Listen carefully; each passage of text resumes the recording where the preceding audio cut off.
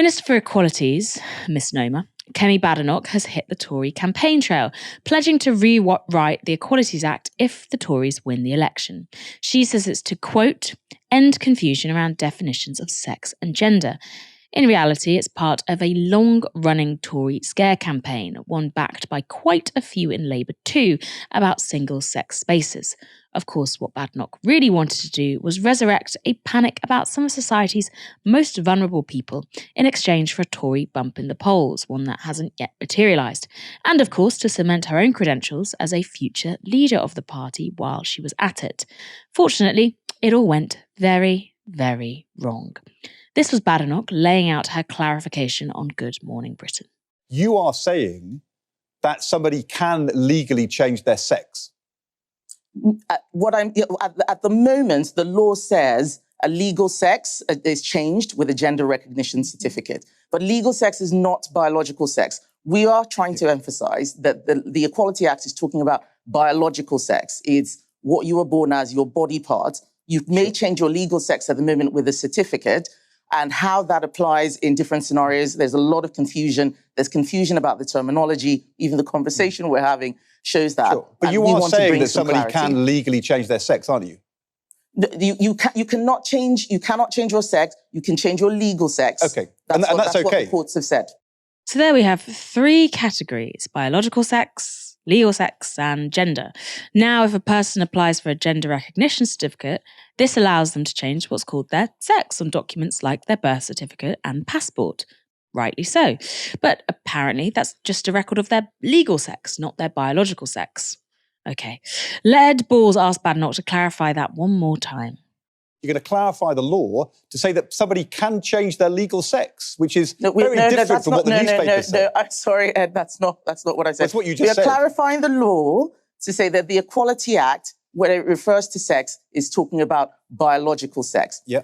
A gender recognition, I actually think we need to move away from the term legal sex and talk about gender. Well, we have a gender recognition I think it was certificate. you who used that term, not me. Yes, because that's what the law is now. So I'm talking about what the law is and how we're trying to clarify it to make it clearer for the future. Right. You can change your gender. Of course you can. That is why we have transgender people. But we want transgender to mean transgender. Sex is immutable. Right. Biological sex is immutable. It doesn't matter what a piece of paper says. You cannot change your sex. But of course, we as society want people who want to change their gender to be able to do so without fear of discrimination.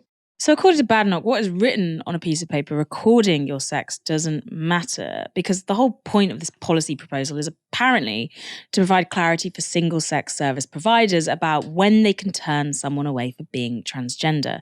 According to Badenoch, those providers can use biological sex as the criteria about whether to admit them to, for example, a rape crisis centre or a women's prison. But isn't what's registered on your birth certificate going to be used to determine what services you can access under the Tories' clarification? As Badenoch told GMB, this just registers the thing called legal sex. Over on the Today programme on Radio 4, Michelle Hussain didn't get it either. If you get your gender change legally recognised, for example, that would be a gender recognition certificate, you'll be able to order a new birth certificate with your new gender on it. All full birth certificates that are issued after the correction will include a note in the margin. That's why I'm wondering, what would be the paperwork that would ensure that a biological man wasn't in a space like a rape crisis centre? Well, in the vast majority of cases, no one is even asking for any paperwork. People are not presenting as something different from what their that would be required with the change you would make? The point I'm making, Michelle, is that quite often this is not a paperwork issue.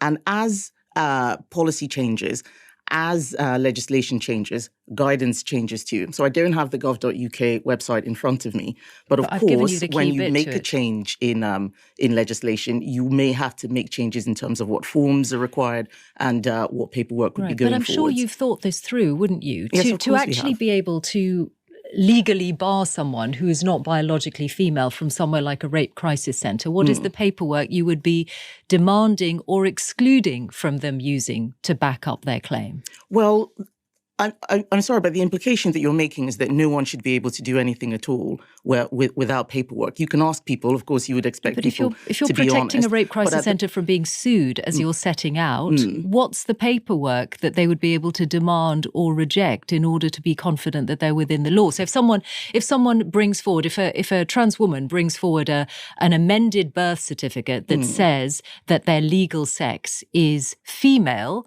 where does that leave them? Can they or can't they, under your plans, access that rape crisis centre? Well, as we're saying, legal sex is what we are trying to emphasize, not the same as biological sex. That's what the court cases are changing.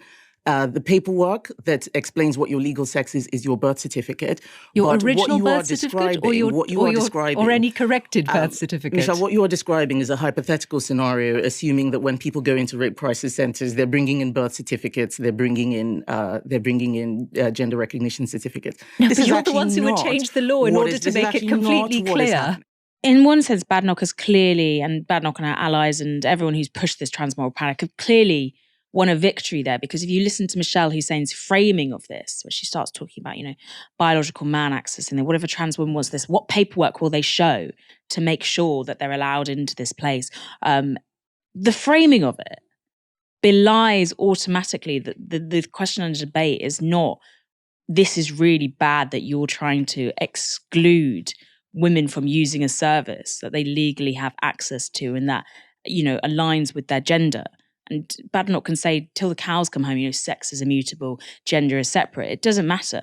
When someone who identifies as a woman walks into a space for women, providing services, vital services, like, protection against domestic violence for women, and needs a space that aligns with their gender, how on earth is the questions we're asking, well, make sure, what certificates are you going to make sure they have? Are you going to check they have the certificates? So in that sense, there has been a victory on Badenoch's part, even if this policy announcement goes further tits up.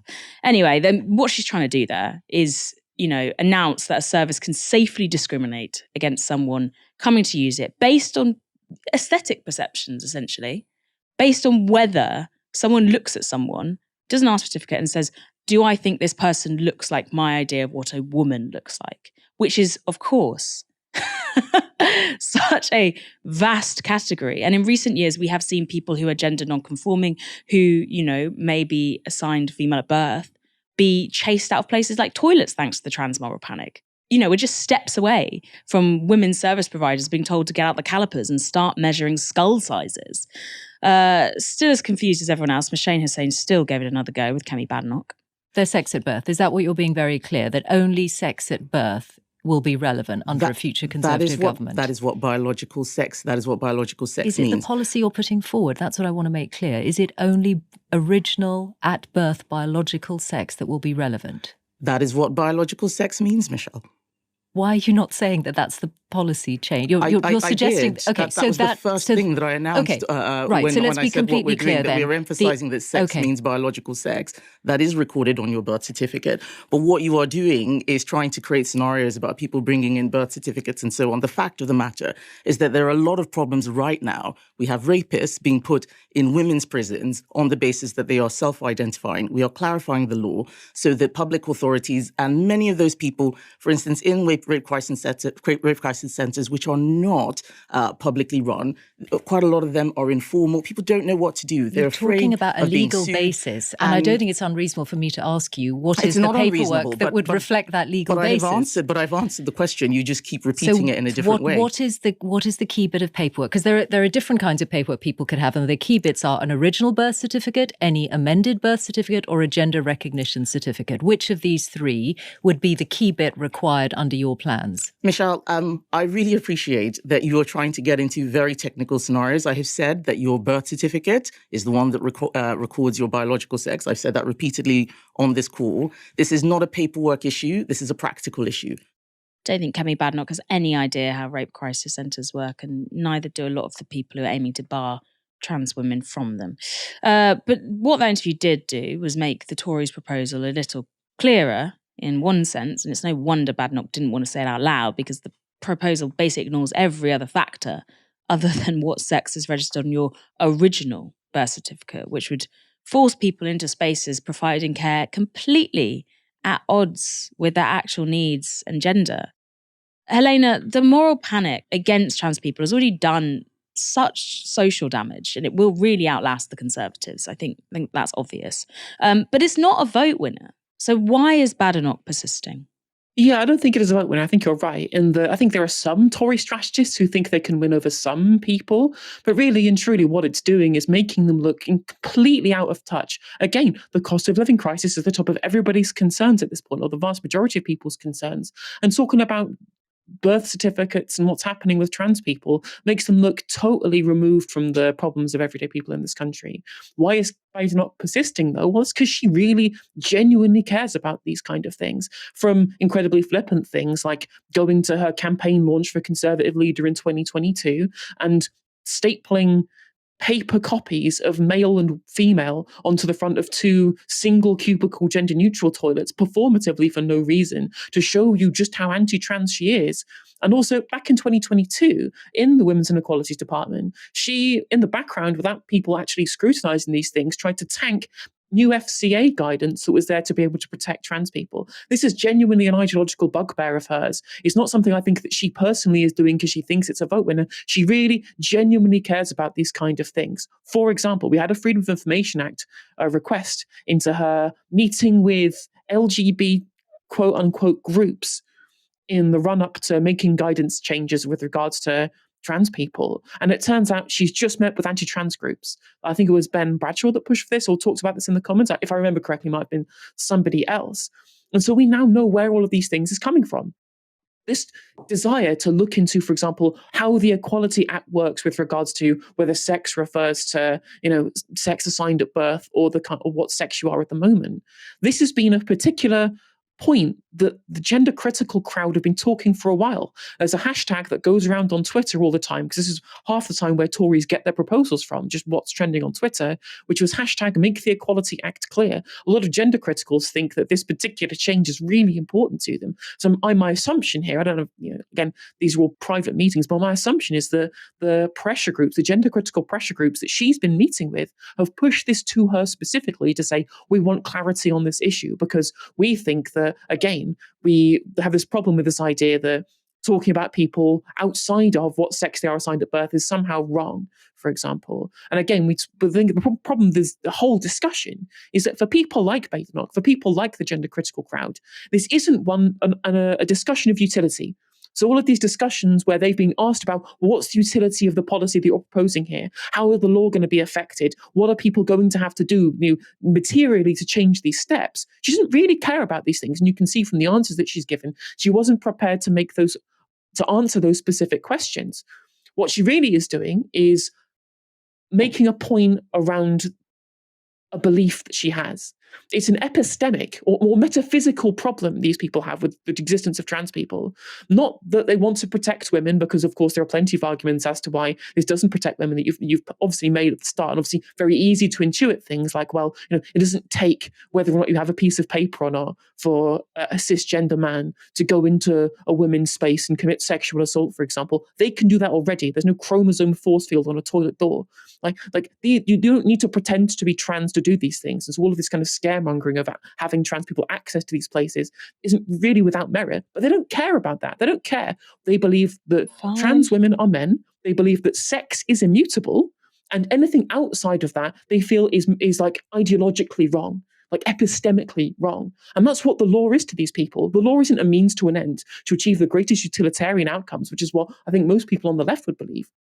The law is there to legislate morality, to legislate underneath the guise of truth. And their personal truth about the existence of trans people is what I said before, that sex is immutable and that trans people, they can present as a different sex in their own mind, for example. That's what the gender critical crowd think. But fundamentally, they believe that there are two sexes, there's male and female, they're immutable and they're defined by people's gamete potential, whatever ludicrous kind of rhetorical rabbit hole they've gone down to try and self-justify their own personal dislike of trans people in a lot of these cases. And you've just seen it there. There are already plenty of ways in which, through the Equality Act, you can still have spaces that exclude trans women, for example. There is a trans exclusionary women's shelter up in Scotland, for example. Big focal point of discussion. That already exists under the current definition of the Equality Act. But these people just want the Equality Act changed so that trans people are not treated like the gender that they are now, like the sex that they are now, that they can only ever be treated at the sex they're assigned at birth, because their fundamental belief, their epistemic belief, is that nothing can change that.